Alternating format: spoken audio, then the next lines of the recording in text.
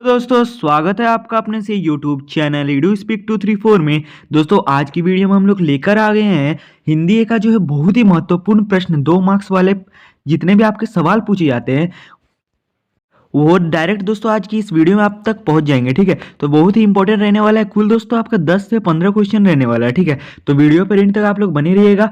और अगर आपको ये वीडियो पसंद आएगी तो वीडियो को लाइक करके, चैनल पर नहीं होंगे तो चैनल को जरूर से सब्सक्राइब कर लीजिएगा। ठीक है, और साथ ही साथ दोस्तों अभी तक आपने हमारे ऑब्जेक्टिव सीरीज को नहीं देखा है तो जल्दी से अगर ऑब्जेक्टिव सीरीज को देख लीजिएगा। वहीं से दोस्तों आपका 90% क्वेश्चन जो है मैच करने वाले हैं। ठीक है, तो चलिए देखते हैं हम लोग पहले प्रश्न की ओर।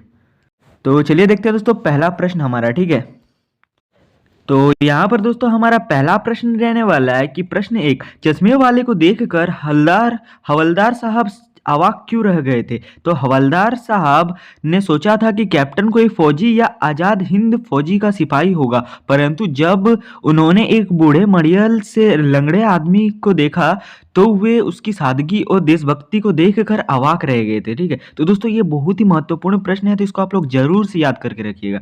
फिर यहाँ पर नेक्स्ट हमारा क्वेश्चन नंबर 2 रहने वाला है कि प्रश्न 2 है, बाल गोविंद भगत ने अपनी बेटी की मृत्यु पर अपनी भावनाएं किस प्रकार व्यक्त की। तो बाल गोविंद भगत ने भगत की मृत्यु पर शोक मनाने के बजाय कबीर के पदों को गाकर उत्सव मनाया। उन्होंने अपनी पतोहू से कहा कि ये आत्मा का परमात्मा से मिलन है, इसलिए रोने की आवश्यकता नहीं है।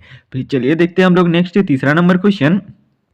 तीसरा नंबर क्वेश्चन है कि लखनवी अंदाज पाठ में नवाब साहब का व्यवहार किस दिखावे की संस्कृति को दर्शाता है। उत्तर दोस्तों आपका रहेगा, नवाब साहब ने रईसी दिखाने के लिए खीरे की फोकों को केवल सूंघ कर खिड़की से बाहर फेंक दिया। यह व्यवहार उनके बनावटी जीवन और झूठी शान को प्रकट करता है। तो इसका आंसर कुछ इस प्रकार से हो जाएगा। ठीक है, फिर चलिए देखते हैं नेक्स्ट हम लोग 4 नंबर प्रश्न कि गोपियों ने उद्धव के योग संदेश को कड़वी ककड़ी के समान क्यों बताया है। तो गोपियों ने कृष्ण के प्रेम में डूबी रहती है, उनके लिए निगुण भक्ति का योग संदेश नीरस और आरुचिकर था, इसीलिए उन्हें यह कड़वी ककड़ी की जैसा लगा जिसे निगला नहीं जा सकता है। ठीक है, तो प्रश्न 4 का आंसर कुछ इस प्रकार से होगा। फिर यहाँ पर प्रश्न 5 रहेगा आपका दोस्तों कि परशुराम के क्रोध करने पर लक्ष्मण ने धनुष टूट जाने के क्या तर्क दिए। तो लक्ष्मण ने तर्क दिया कि बचपन में हमने कई धनुड़ियां तोड़ी थी, तब अपने क्रोध नहीं किया। यह धनुष पुराना और कमजोर था जो श्री राम के छूते ही टूट गया। तो ये भी दोस्तों बहुत ही इंपॉर्टेंट सारे और जो है हमारे इस चैनल पर जितने भी क्वेश्चन है बहुत ही इंपॉर्टेंट है, डायरेक्ट आपको बोर्ड परीक्षा में पूछा जा सकता है। ठीक है, फिर हमारा नेक्स्ट क्वेश्चन रहेगा यहाँ पर। तो नेक्स्ट क्वेश्चन हमारा 6 नंबर रहेगा दोस्तों आपका कि निराला ने बादलों से गरजने का आह्वान क्यों किया। तो ये क्वेश्चन दोस्तों आपका पहला बार पूछा जाएगा अगर जाएगा तो। ठीक है, तो ये भी इंपॉर्टेंट ही है। गरजना क्रांति और नए जोश का प्रतीक है। कवि समाज में बड़ा बदलाव और क्रांति लाना चाहते हैं जो है, इसीलिए वे बादलों को गरजने के लिए कहता है ताकि सोए हुए लोग जाग सके। तो यहाँ पर प्रश्न 6 का आंसर कुछ इस प्रकार से हो जाएगा जो कि बहुत ही आपके लिए महत्वपूर्ण होने वाला है। फिर यहाँ पर नेक्स्ट 7 नंबर क्वेश्चन है कि भोलानाथ संकट के समय पिता के पास ना जाकर माता के शरण में क्यों छिपता है। तो भोलानाथ संकट के समय पिता के पास ना जाकर जो है माता के शरण में छिपता है क्योंकि माँ की गोद में जो सुरक्षा, ममता और सुकून मिलता है वह अद्वितीय है। संकट में बच्चा सबसे सुरक्षित अपनी माँ के आंचल में ही महसूस करता है, इसीलिए वो अपने पिता को छोड़कर माँ के पास चला जाता है। तो प्रश्न 7 का आंसर कुछ इस प्रकार से होने वाला है। फिर हम लोग देखते हैं प्रश्न 8 जो कि रहेगा हमारा, साना सना हाथ जोड़ी में लेखिका ने कटाओ और भारत का स्विट्जरलैंड क्यों कहा। भारत का स्विट्जरलैंड, तो यहाँ पर कटाओ का अपनी प्राकृतिक सुंदरता और बर्फ से ढकी चोटियों के कारण स्विट्जरलैंड जैसा दिखता है। यहाँ की हवा और नज़ारे बिल्कुल वैसे ही खूबसूरत और शुद्ध है। तो ये दोस्तों हमारा 8 नंबर का आंसर रह जाएगा। दोस्तों अभी तक आपने इस वीडियो को लाइक नहीं किया तो जाकर वीडियो को लाइक कर दीजिएगा और चैनल पर नहीं होंगे तो चैनल को सब्सक्राइब भी जरूर से करिएगा। ठीक है, फिर चलिए देखते हैं हम लोग नेक्स्ट प्रश्न 9 नंबर की एक कहानी यह भी मैं मुन्नू भंडारी के व्यक्तित्व पर किसका प्रभाव सबसे अधिक पड़ा। तो मन्नू भंडारी के व्यक्तित्व पर उनके पिता की वैचारिक टकराहट और उनकी प्राध्यापिका शीला अग्रवाल की भारतीय साहित्यिक व क्रांतिकारी प्रेरणा का सबसे गहरा प्रभाव पड़ा। तो प्रश्न 8 का आंसर कुछ इस प्रकार से हो जाएगा। प्रश्न 10 नंबर रहेगा हमारा, संगीतकार की आवाज़ में जो हिचक महसूस होती है उसे उसकी विफलता क्यों नहीं मानना चाहिए? तो वह हिचक उनकी मनुष्यता है। वह जानबूझकर अपनी आवाज़ को मुख्य गायक से ऊंचा नहीं होने देता है ताकि मुख्य गायक का मान बना रहे। यही जो है यही उसकी मेहनत में विफलता नहीं है। तो यहाँ पर दोस्तों बहुत ही इंपॉर्टेंट क्वेश्चन आपका जो है 10 नंबर है, ठीक है। अगर दोस्तों आपको ये वीडियो पसंद आ रही है तो वीडियो को एक लाइक जरूर से करिएगा, चैनल पर नहीं होंगे तो सब्सक्राइब भी कर लीजिएगा, ठीक है। तो चलिए दोस्तों अब हम लोग मोस्ट इंपॉर्टेंट और भी कुछ क्वेश्चन देखने वाले हैं, ठीक है। फिर दोस्तों अब हम लोग देखेंगे लघु उत्तरीय प्रश्न जो कि आपका 3 मार्क्स का भी रहेगा, ठीक है। तो इसी वीडियो में हम लोग 3 मार्क्स का भी क्वेश्चन कुछ देखने वाले हैं। तो जो कि रहने वाला है, बिना विचार घटना और पात्रों के भी कथा कहानी लिखी जा सकती है। यशपाल के इस विचार से आप क्या सहमत कहाँ तक सहमत है? तो उत्तर होगा दोस्तों आपका, लेखक यशपाल का यह विचार वास्तव में उन लेखकों पर एक कटाक्ष व्यंग है जो बिना किसी ठोस आधार के नई कहानी लिखने का दावा करते हैं। सैद्धांतिक रूप से बिना किसी विचार घटना या पात्र के कहानी नहीं लिखी जा सकती, क्योंकि ये कहानी के अनिवार्य तत्व में लेखक के इस व्यंग्यपूर्ण विचार से मैं सहमत हूँ कि बिना कथक के कहानी का अस्तित्व संभव ही नहीं है। फिर यहाँ पर प्रश्न 40 नंबर क्वेश्चन है कि काशी में हो रहे कौन से परिवर्तन बिस्मिल्लाह खान को व्यथित करते थे? तो काशी की पुरानी परंपराओं का लुप्त होना बिस्मिल्लाह खां को दुखी करता था। खान पान की चीजें जैसे मलाई बर्फ का स्वाद बदल गया था। संगीत और साहित्य की मतलब करद कम हो रही थी और हिंदू मुस्लिम के बीच जो पुराना सांप्रदायिक सद्भाव था वो भी बदल रहा था। तो प्रश्न 40 का दोस्तों कुछ इस प्रकार से आंसर होगा। फिर प्रश्न 41 दोस्तों यहाँ पर रहेगा कि इस आत्मकथ्य में लेखिका के पिता ने रसोई को भटियार खाना कहकर क्यों संबोधित किया है? तो उत्तर होगा दोस्तों, लेखिका मन्नू भंडारी के पिता का मानना था कि रसोई के काम करने से महिलाओं के प्रति प्रतिभा और क्षमता नष्ट हो जाती है। उनके अनुसार रसोई वह जगह है जहां व्यक्ति की योग्यता जलकर राख हो जाती है। वे चाहते थे कि उनकी बेटी घर की चार दीवारी से बाहर निकलकर अपनी पहचान बनाए, इसीलिए वे रसोई घर को भटियार खाना कहते थे। फिर यहाँ पर नेक्स्ट हमारा क्वेश्चन है कि लक्ष्मण ने वीर योद्धा की क्या क्या विशेषताएं बताई? तो लक्ष्मण के अनुसार एक वीर योद्धा धैर्यवान, गंभीर और क्षमाशील होता है। वह रणभूमि में अपनी वीरता का प्रदर्शन अपने कार्यों से करता है, ना कि डींगे मारकर। वीर पुरुष के कभी स्वयं अपनी प्रशंसा नहीं करते थे और वे युद्ध में शत्रुओं के सामने कायरों की तरह विलाप नहीं करते थे, ठीक है। फिर यहाँ पर प्रश्न 43 नंबर क्वेश्चन है कि बच्चे की मुस्कान और एक बड़े व्यक्ति की मुस्कान में क्या अंतर है? तो बच्चे की मुस्कान निश्चल, स्वाभाविक और उन्मुक्त होती है जो किसी भी क्रोध कठोर व्यक्ति मतलब कठोर हृदय को पिघला सकती है। इसके विपरीत एक बड़े व्यक्ति की मुस्कान अक्सर बनावटी, औपचारिक और किसी विशेष उद्देश्य या पारस्परिक परिस्थिति से प्रेरित होती है। बच्चे की मुस्कान में पवित्रता होती है जबकि बड़ों की मुस्कान में अक्सर दुनियादारी झलकाती है, ठीक है। फिर प्रश्न 44 का क्वेश्चन देखते हैं हम लोग, उद्धव के व्यवहार की तुलना किस किस से की गई है? तो उद्धव की व्यवहार की तुलना जो है सूरदास के पदों में गोपियों ने उद्धव के व्यवहार की तुलना निम्नलिखित 2 मुख्य उदाहरणों से की है। तो पहला उदाहरण होगा कमल के पत्ते। गोपियों का कहना है कि उद्धव उस कमल के पत्ते के समान है जो रहता तो जल के भीतर है लेकिन उस पर पानी का कोई दाग या धब्बा नहीं लगता है, वो पानी से छूता रह जाता है, ठीक है। फिर यहाँ पर नेक्स्ट, तेल की गागरी या मटकी से।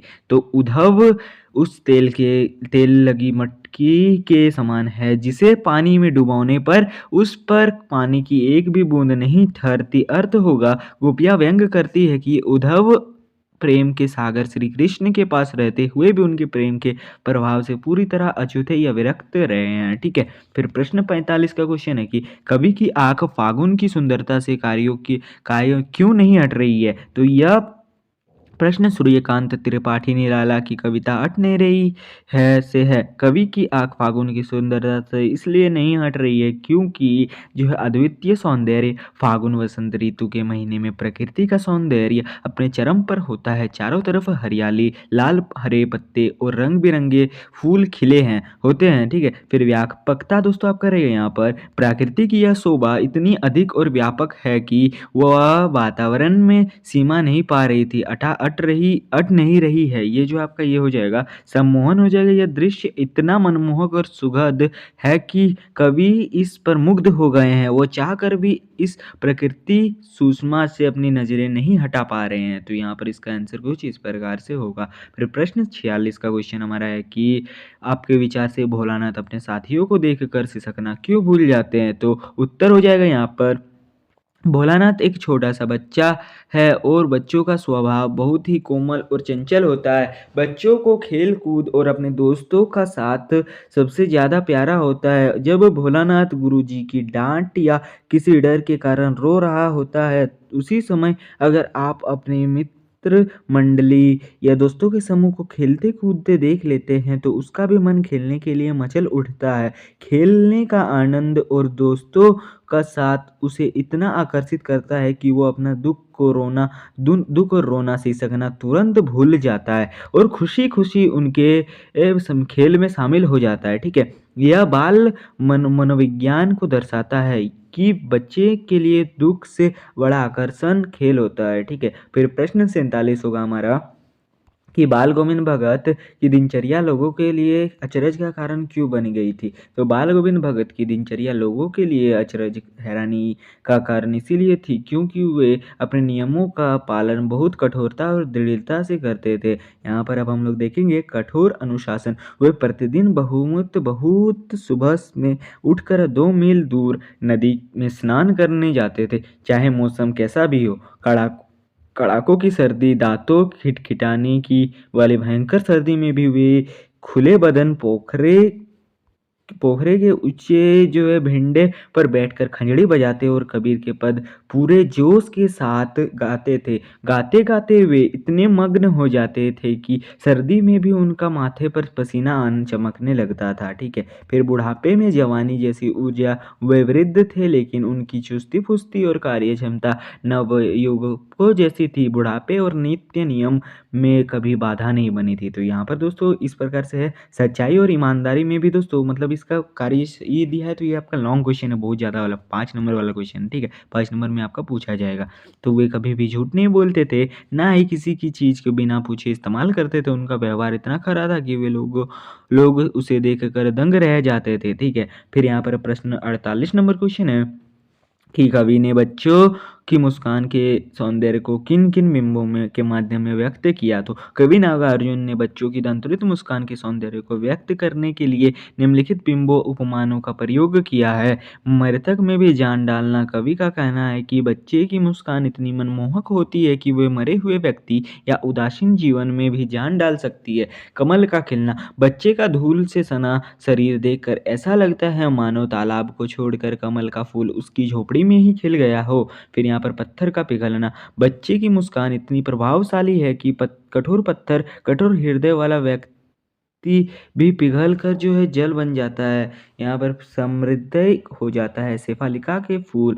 बच्चे के स्पर्श मात्र से बांस या बबूल के पेड़ भी शेफालिका के फूल झड़ने लगते हैं, अर्थात नीरस व्यक्ति भी सरस हो जाता है। फिर यहाँ पर प्रश्न 49 नंबर क्वेश्चन है। प्रस्तुत पाठ के आधार पर यह कहा जा सकता है कि बच्चे का अपने पिता से अधिक जुड़ाव था, फिर भी वह विपदा के समय अपनी माता के पास जाकर शरण लेता है। आपकी समझ से इसकी क्या वजह हो सकती है। तो यहाँ पर उत्तर होगा यह सत्य है कि भोलानाथ का अपने पिता के साथ अधिक जुड़ाव था और वह अपना अधिकतर समय उन्हीं के साथ बिताता था। फिर भी विपदा सांप निकलने पर डर के समय जो है वह पिता के पास जाकर माँ की शरण लेता है। इसके मुख्य कारण हो सकते हैं माता का आंचल सुरक्षा का प्रतीक। बच्चे के लिए माँ की गोद आंचल दुनिया की सबसे सुरक्षित जगह होती है। जब बच्चा अत्यधिक भयभीत होता है तो केवल माँ की ममता में ही पूर्ण सुरक्षा और शांति महसूस होता है। ममता और कोमलता पिता के साथ बच्चे का रिश्ता खेल-कूद और बाहरी दुनिया का होता है, लेकिन माँ के साथ रिश्ता नाजुक मतलब ममातमी और भावनात्मक गहराई का होता है। स्वाभाविक प्राकृतिक विपत्ति या दुःख की घड़ी में इंसान स्वभाव में जो है अपनी माँ को ही याद करता है, क्योंकि माँ प्रेम और दया की मूर्ति मानी जाती है। पिता ने उसे साहस दे सकते हैं, लेकिन माँ अपने आँचल आँचल में छिपाकर उन्हें डर को शांत कर सकती है, ठीक है।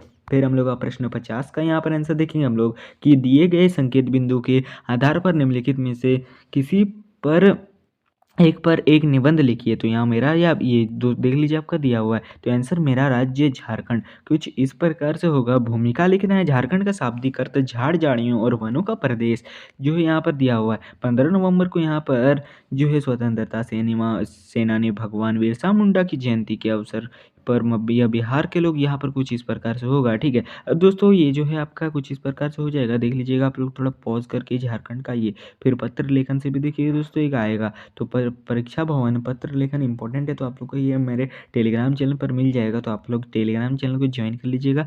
दोनों का लिंक इस वीडियो के डिस्क्रिप्शन बॉक्स में है, व्हाट्सएप और टेलीग्राम का। तो चलिए दोस्तों मिलते हैं आपके साथ एक नए वीडियो में, तब तक के लिए जय हिंद, वंदे मातरम, ठीक है।